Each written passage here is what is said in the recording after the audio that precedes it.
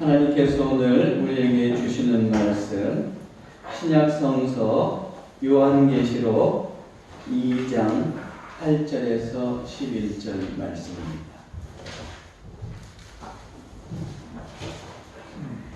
요한계시록 2장 8절에서 11절 말씀 우리 한 절씩 교독하겠습니다.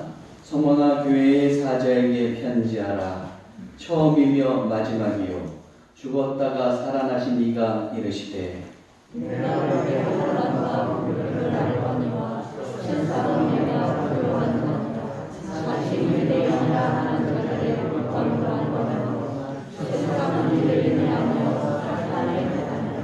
너는 장차 받을 고난을 두려워하지 말라. 볼지어다 마귀가 장차 너희 가운데에서 몇 사람을 오게 던져 시험을 받게 하리니 너희가 10일 동안 환난을 받으리라. 네가 죽도록 충성하라. 그리하면 내가 생명의 관을 네게 주리라. 위에 있는 자는 성령이 교회들에게 하시는 말씀을 들을지어다. 이기는 자는 둘째 사망의 해를 받지 아니하리라. 아멘.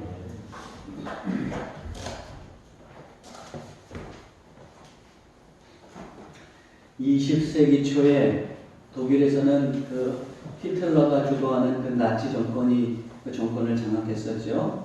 그렇게 정권을 장악하고 히틀러 정권이 이제 광기를 부리고 있을 때 대부분의 목회자들과 신학자들은 어떻게 했는가? 히틀러에게 동조할 수밖에 없었습니다.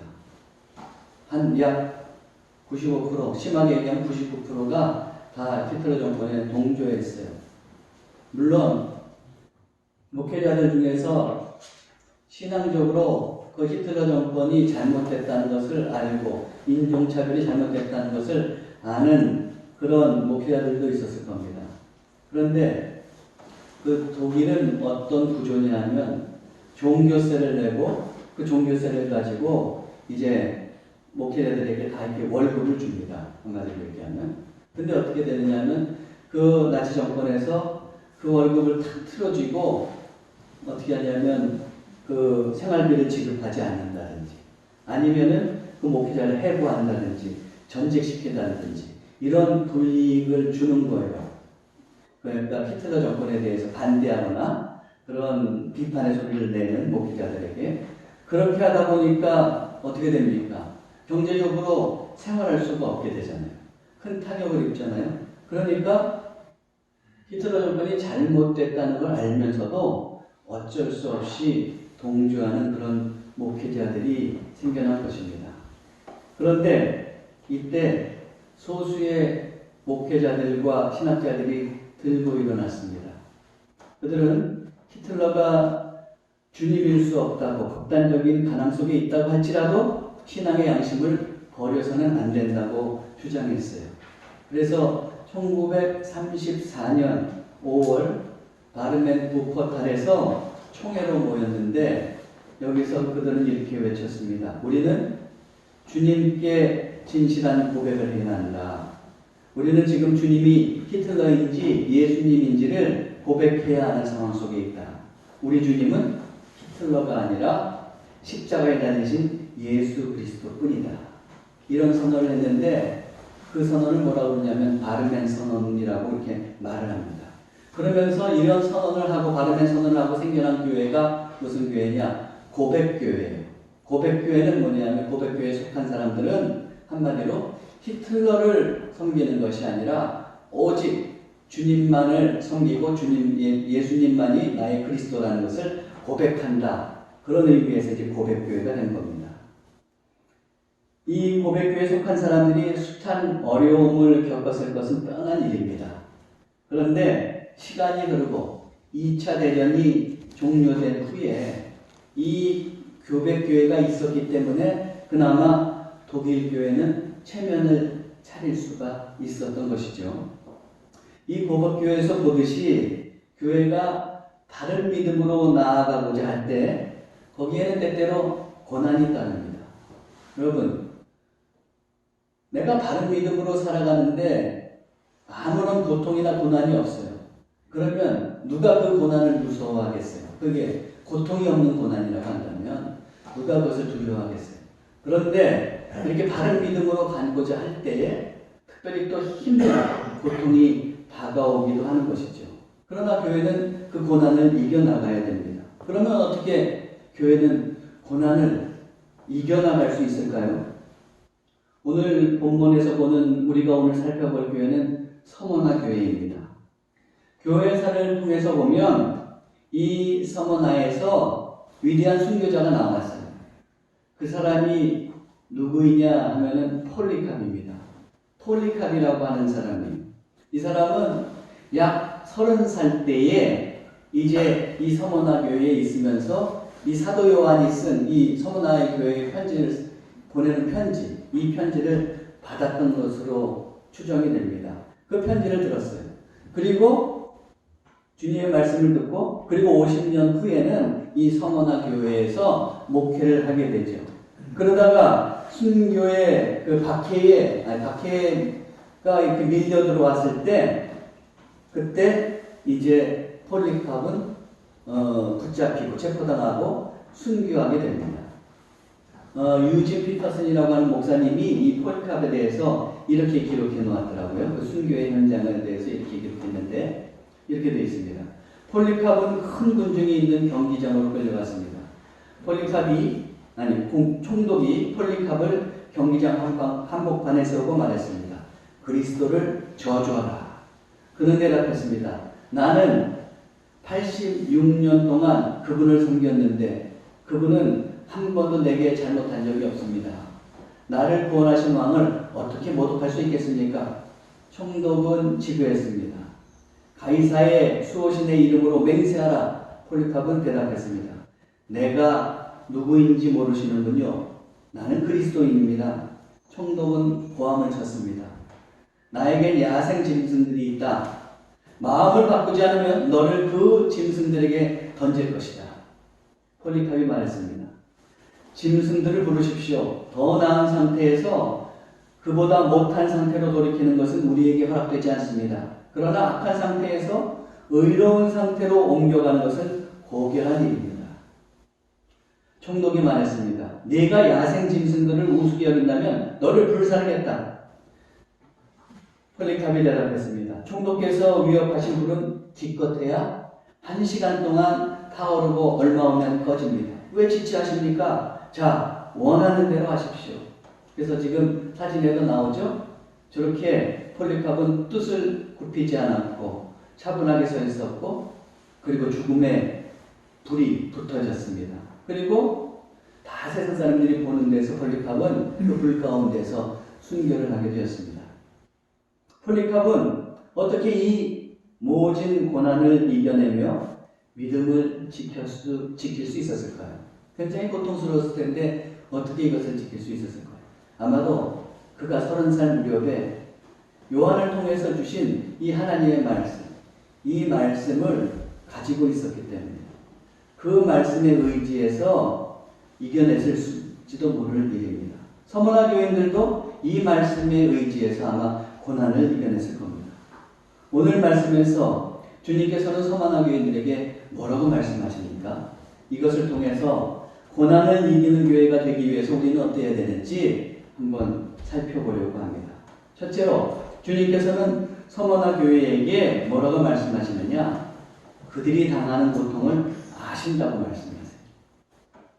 좀 이따 본문을 볼 텐데 서머나는 트루키에 지금 옛날에는 터키죠. 터키 3대 도시 가운데 하나로 가장 아름다운 항구 도시입니다. 예로부터 이 도시 사람들은 소아시아에서 자기 도시에 대한 굉장한 자부심을 가지고 있었어요.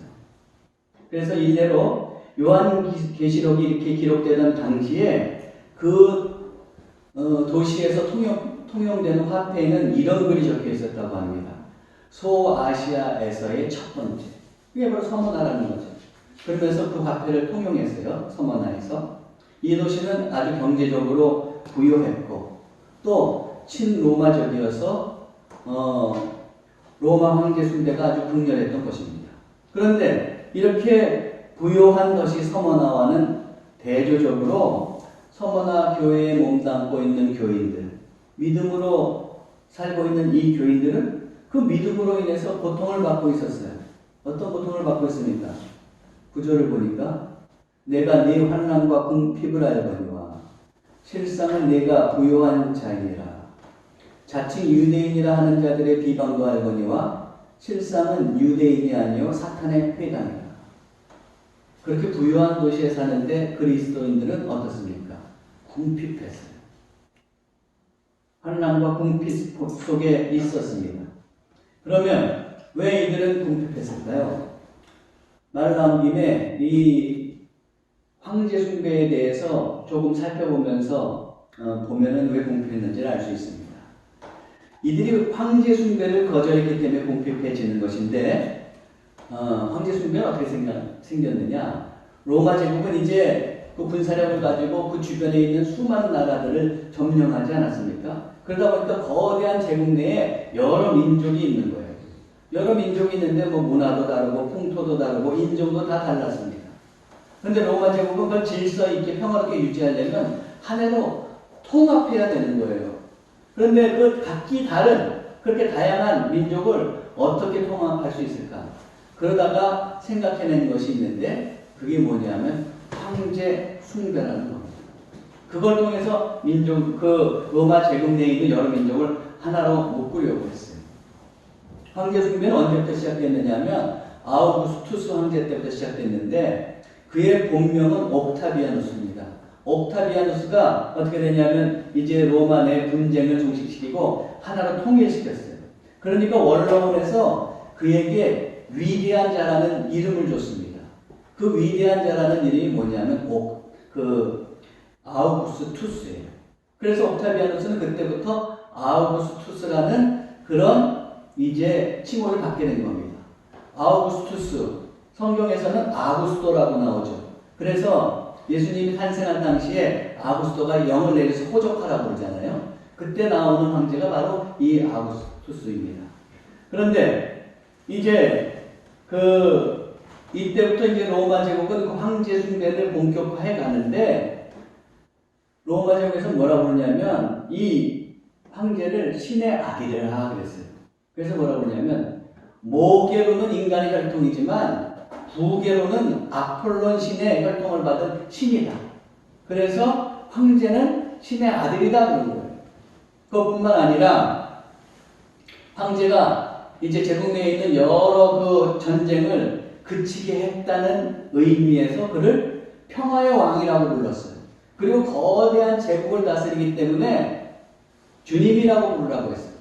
여러분 한번 생각해 보세요. 하나님의 아들이에요. 신의 아들이에요. 평화의 왕이에요. 주님이에요. 그럼 우리는 생각나는 분이 있지 않아요? 있습니까? 있습니까? 있죠. 그래 우리는 딱 예수 그리스도를 생각하는 거예요. 근데 로마 제국에서는 이것이 황제라 그랬어요. 그러면서 어떻게 되냐면 이 황제에게 숭배하라 그러는 거예요. 그때 고백하라 그럽니다. 황제가 주님이시다. 이렇게 숭배하면서 한 번만 고백하면 그렇게 고백하고 난 다음에는 각 민족마다 자기가 섬기는 신들이 있잖아요. 그 신 섬기는 거는 상관하지 않아요. 근데 맨 처음에 황제가 주님이시다. 이걸 꼭 고백해야 돼요. 그런데 기독교인들은 어떻습니까? 더욱이 서머나 교인들은 이걸 고백하지 않아요. 그렇게 고백하지 않으니까 국가에서 이제 자꾸 불이익을 주는 거예요. 어떤 불이익을 주느냐? 일단 그들을 아주 반제국주의자, 위험인물로 간주하고 상거래에 동참할 수 없게 합니다.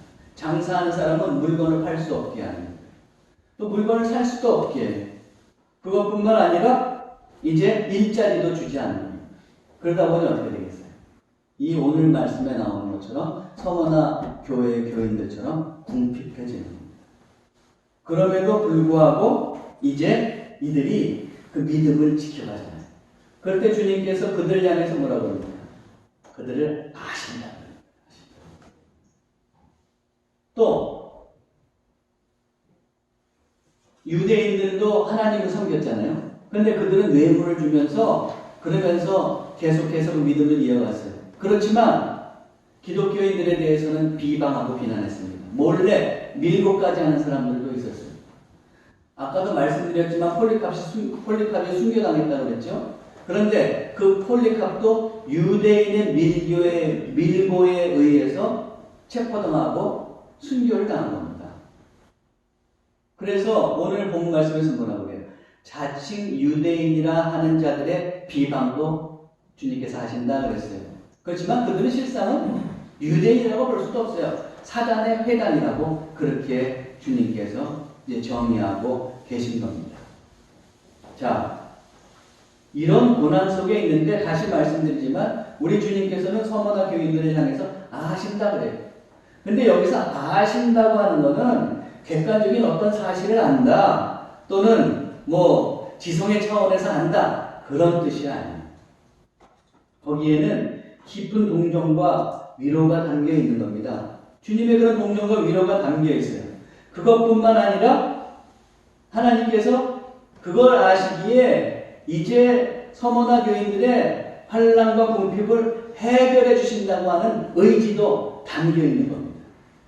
아니 우리 주님께서 우리의 어려운 사정을 아시는데 그래 알았어 그럼 끝내실 주님이시냐는 거예요. 아니죠? 여러분들 다 아시죠? 그렇게 끝나지 않았어요. 그리고 그 문제를 해결해 주세요. 그러니까 어떻게 되는 거예요? 내가 네 환난과 궁핍을 알거니와 실상은 내가 부요한 자다. 나중에는 그 문제를 해결해 주실 거니까 부요한 자다. 이렇게도 말씀하시는 거예요. 그러면 우리 주님은 과연 그것을 해결해 주실 만한 능력이 있으십니까? 오늘 8절에서 뭐라고 되어 있습니까? 서머나 교회의 사자에게 편지하라. 처음이며 마지막이요 죽었다가 살아나신 이가 이르시되. 여러분 제가 지난주에 설교하셨던 내용 중에서 이거 기억하시는지 모르겠어요. 사도 요한은 주님의 말씀을 받아서 각 교회에 편지할 때 그 각 교회마다 보내는 편지 형식이 있다고 그랬죠. 맨 처음에 주님의 모습이 그려진다 그랬어요. 그래서 오늘도 주님의 모습이 그려지고 있는 거예요. 근데 주님의 모습이 그려지고 있는데 두 가지로 표현하고 있네요. 우리 주님은 어떤 분이시라고 했어요? 처음이며 마지막이다. 이 우주 만물, 이 처음 시간, 그 우주 만물의 처음 시간의 시작이 주님으로부터 비롯됐다는 거예요.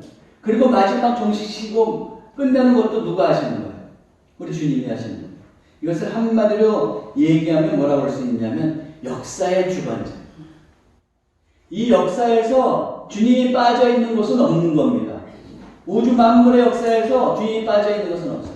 그러면 주님이 이렇게 역사의 주관자라고 하시면 그 역사 한가운데에서 지금 고통당하고 있는 서머나 교인들 그들이 그렇게 고난받고 있는데 그걸 못 건져주시겠어요? 아니죠. 건져주실 수 있으시죠. 그래서 특별히 지금 처음이며 마지막이라고 그렇게 말씀하시는 거예요. 자, 그런데 여기서 어떤 분은 그러면 이런 질문을 할지 모르겠어요. 그런데 믿음을 지키다가 죽어간 사람들도 있잖아요. 순교한 사람들. 아까 폴리캅 얘기하셨는데 당신 폴리캅 얘기했는데 폴리캅도 순교하지 않았습니까? 그러면 왜 그의 고난은 해결해 주지 않은 겁니까? 이렇게 얘기할 수 있을 겁니다.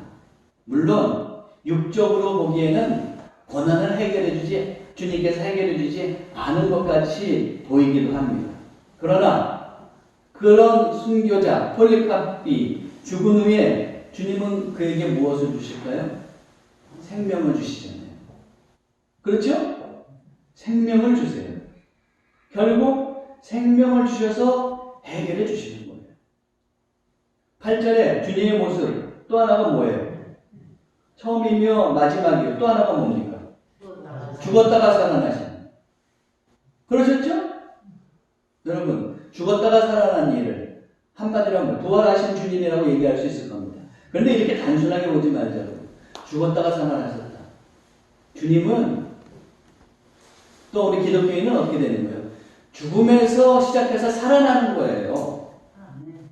보통 세상 사람들은 어떻게 해요? 태어나서 죽었다고 그러잖아요. 그걸 끝이라고. 그러나 우리는 태어나서 죽었지만 주님께서 죽음에서 살아나심으로 인해서 우리 또한 어떻게 되는 거예요? 죽음에서 생명으로 가는 거예요. 이렇게 기독교는 생명의 종교예요. 그것뿐만 아니라 우리 예수 그리스도는 우리에게 생명을 주십니다. 생명을 주시는 주님께서 우리와 함께 하십니다. 믿음을 지키다 순교했다고 불행한 일이 아닙니다. 결국에는 주님께서 우리에게 생명을 주시기에 믿음을 올곧게 지키다 보면 때로는 고난을 겪기도 합니다. 그러나 그때 우리 주님께서 하신다는 것을 여러분은 꼭 기억하셔야 돼요. 히브리서 4장 15절에 뭐라고 되어 있습니까? 여러분 눈을 크게 뜨시고 한번 이 말씀을 읽어보세요. 히브리서 4장 15절 시작.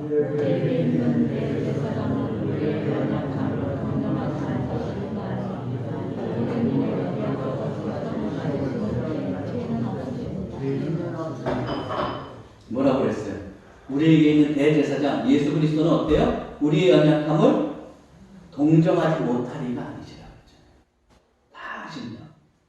동정해 주신다.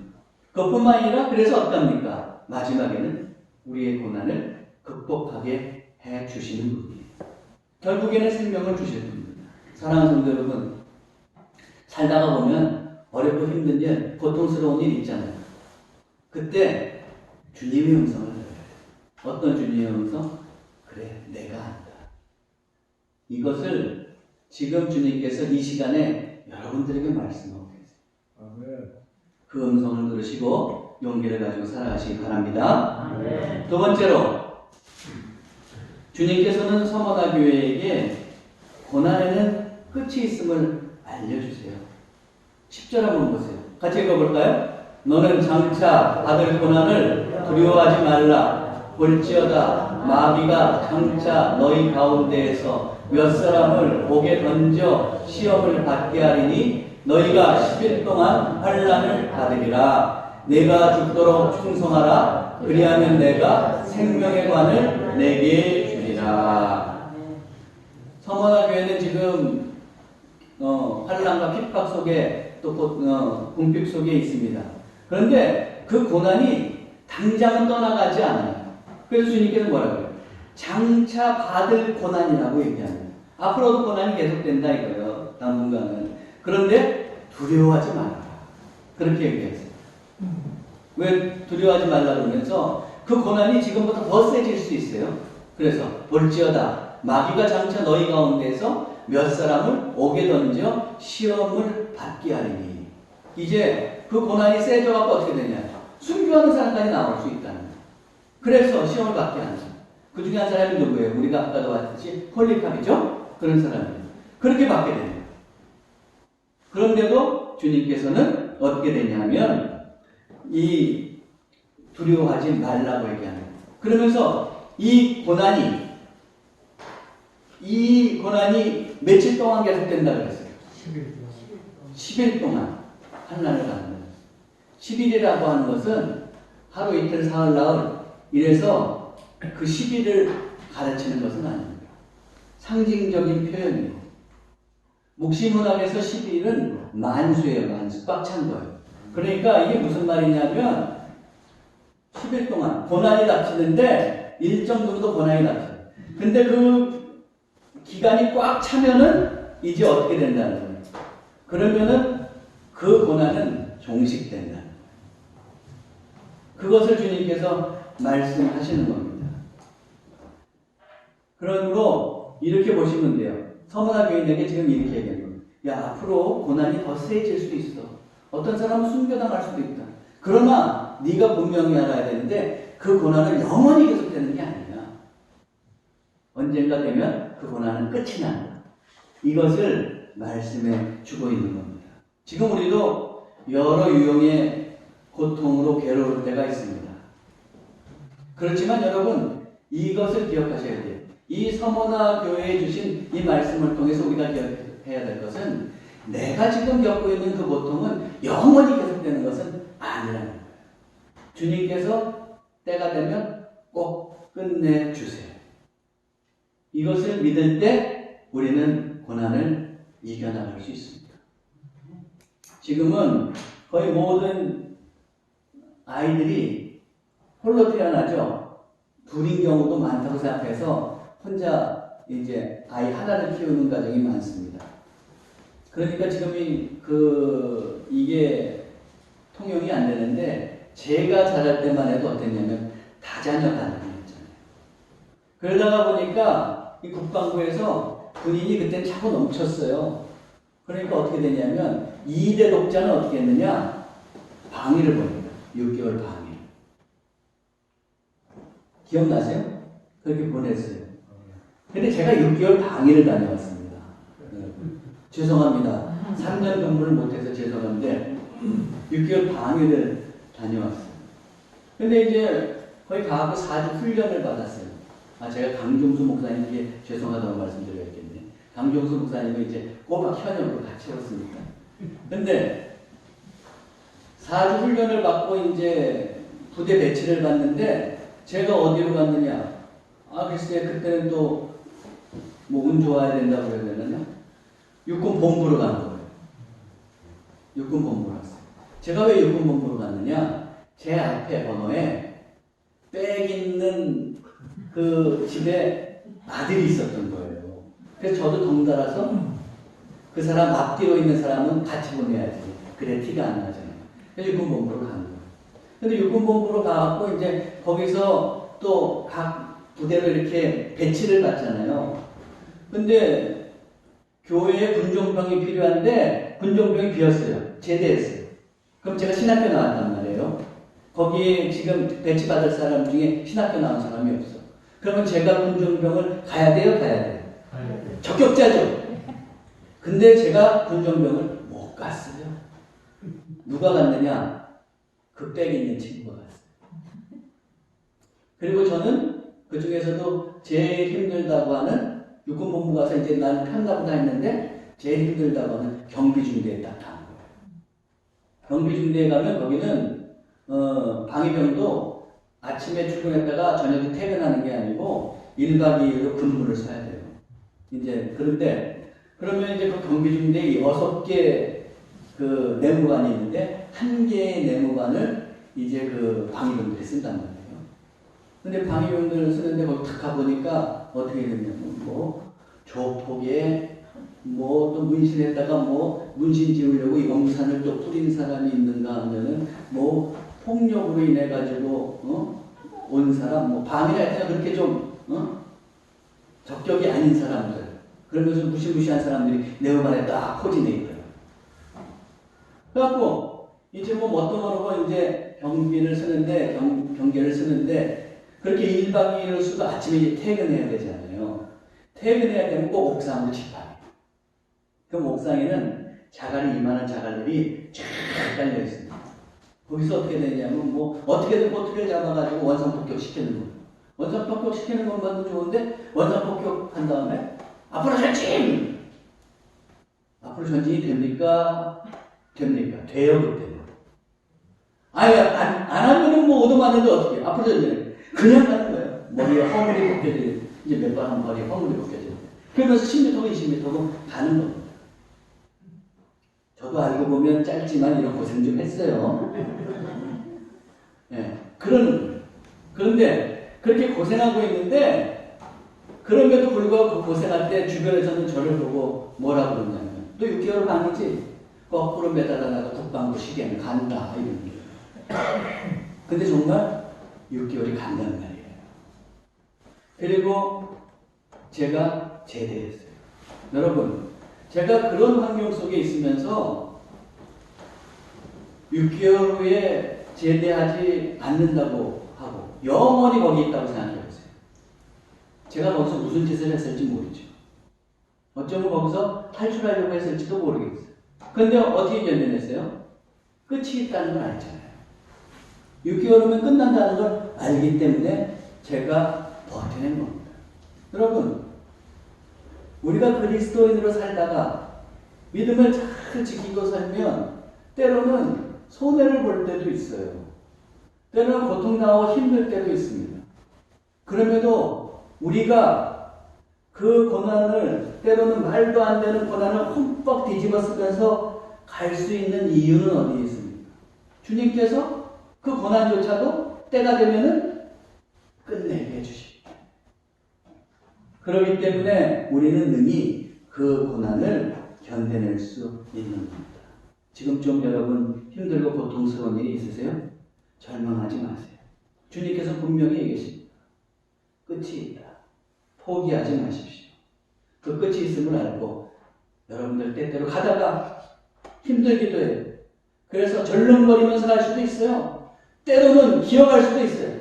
그럼에도 불구하고 그 고난의 터널을 이겨내시고 끝까지 완주해 가시기 바랍니다.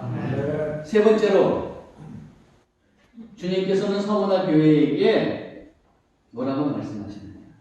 이 고난이 끝날 뿐만 아니라 고난 후에는 상급이 있음을 알려주세요.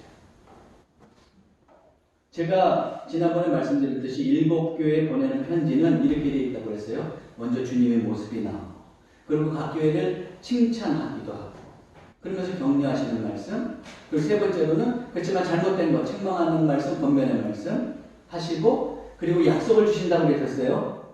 자, 그랬는데 오늘 서문화 교회에 보면은 칭찬은 하셨는데 책망은 하시는 게 없어요. 이 교회는 그 고난을 잘 이겨나가면서 모범적이었던 것 같아요. 그 책망하지는 않습니다. 그리고 나서 약속의 말씀을 주시는데 뭐라고 주세요? 11절을 한번 보세요. 귀 있는 자는 성령이 교회들에게 하시는 말씀을 들을지어다. 같이 읽어보세요. 이기는 자는 둘째 사망이 뭐예요? 네, 둘째 사망의 해가 뭐예요? 여러분, 이것을 기억하셔야 돼요. 우리는 태어났다가 육적으로 죽으면은 그 사망으로 다 끝난다고 세상 사람들은 생각하잖아요. 그렇지가 않아요.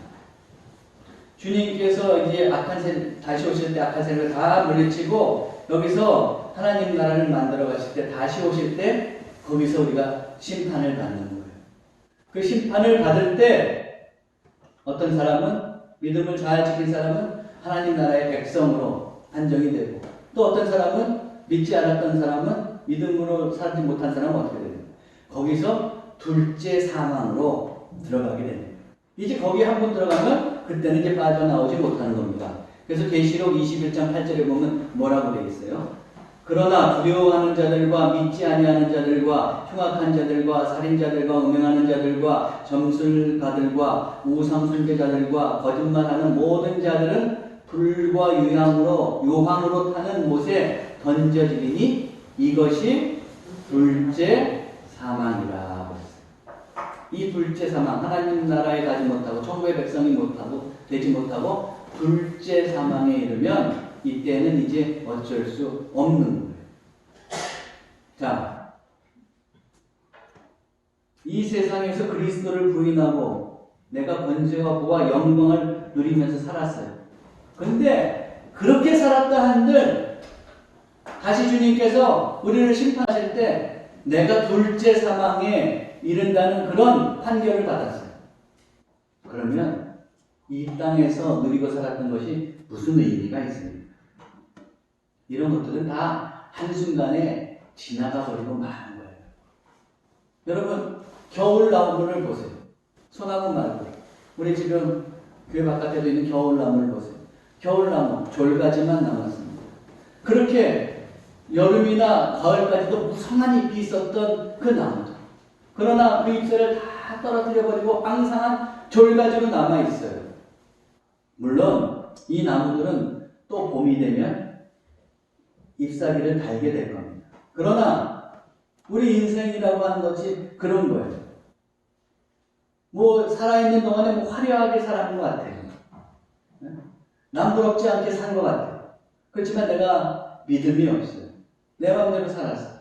영화를 누렸다고 한들 그 다음에는 나는 둘째 사망에 이르는 불행한 존재밖에 될 수 없는 겁니다. 그런 반면에 내가 조금 살면서 힘들 수도 있어요. 조금 쪼들리면서 살 수도 있어요. 그럼에도 불구하고 내가 믿음을 지키면서 살았어요. 어떤 환경 속에서도 고통스럽지만 내가 믿음을 지키면서 살아갈 때 주님께서는 뭐예요? 우리를 둘째 사망에 이르게 하시지 않는 것이죠. 그뿐만 아니라 주님께서는 둘째 사망에 이르게 하시지 않을 뿐만 아니라 우리에게 생명을 주세요. 그래서 10절 하반절에 뭐라고 되어 있어요? 네가 죽도록 충성하라. 그리하면 내가 생명의 관을 네게 주리라. 그랬어요. 죽도록 충성하라. 여기서 죽도록 충성하라는 네가 서로 죽음에 이르는 데까지 가더라도 이런 뜻이에요. 죽음의 지경에 이르더라도 죽음의 순간에라도 충성하라. 믿음을 지켜라 이거예요. 그러면 어떻게 되는 거예요? 생명의 관을 주신다고 주님께서 말씀하십니다. 앞에 11절에서 우리가 믿음을 지키며 살아갈 때 이제 어떻게 됩니까? 사망에 이르지 않는다. 둘째 사망에 이르지 않는다고 하는 것을 살펴봤어요. 이것은 어떻게 보면 주님께서 상급을 주신다는 것에 대한 소극적인 표현일 수 있어요. 더 적극적으로 상급에 대한 적극적인 표현은 이거예요. 뭐예요? 둘째 사망에 이르지 않을 뿐만 아니라 이제 주님께서 우리에게 생명을 주십니다. 여러분, 사망의 관이라고 할 때 여기 관, 헬라어에는 관이 두 종류의 표현이 있습니다. 하나는 뭐냐면 디아데마. 디아데마는 뭐냐면 왕이 자기 머리에 쓰는 것. 그것이 이제 디아데마예요. 또 하나는 오늘 말씀에 나오는 관인데 스테파노스예요. 스테파노스. 헬라어로. 이 스테파노스. 이 서머나에는 아주 많은 경기장이 있었어요. 그리고 많은 경기가 열렸다고 해요. 그 경기가 열리고 우승자에게는 관을 씌워주는데 그게 무슨 관이냐? 우승의 관? 이게 스테파노스. 그러면 서머나 교인들에게 지금 고난을 이기면서 살아가는데 주님께서 죽도록 충성해? 그러면 내가 생명의 관을 씌워주신다 그랬을 때 그들은 탁 그게 떠올랐을 거예요. 아, 그렇지. 내가 끝까지 이겨내면 그런 영광의 관을 받을 수 있지. 그게 머리에 떠올랐을 거예요. 그러면서 용기를 냈을 거예요. 그래요. 우리가 끝까지 믿음을 지키면서 살아갈 때 주님께서는 생명의 관, 다시 얘기하면 영생을 주십니다. 그것을 우리가 받는 겁니다. 앞에서 얘기한 폴리캅도 이 주님께서 영생을 주신다는 걸 알기 때문에 끝까지 이겨내시는 거죠. 이겨냈던 것이죠. 지금도 주님께서는 우리에게 말씀하세요. 얘야, 내가 믿음으로 인하여 그렇게 살아가면서 힘들지? 구별된 믿음의 백성으로 살려고 하니까 손해도 많이 보지? 때로는 오해를 받기도 하지? 그러나 생명의 면류관, 영생이 너를 기다리고 있다. 너에게는 둘째 사망이 주어지지 않아. 영생이 기다리고 있어. 그러니까 믿음으로 이겨라. 오늘 그렇게 주님께서 말씀하고 계실 겁니다. 사랑하는 성도 여러분, 계속 믿음의 길을 걸어가셔서 마지막에 주님께서 주시는 영생의 영광을 누리시기를 바랍니다. 네, 말씀을 정리하겠어요. 주님께서는 환난 가운데 있는 서머나 교인들에게 말씀하셨어요. 주님이 그 사정을 다 아신다고 하셨고 고난에는 끝이 있음을 알려주셨고 고난을 견딜 때 상급을 주신다고 약속하셨습니다.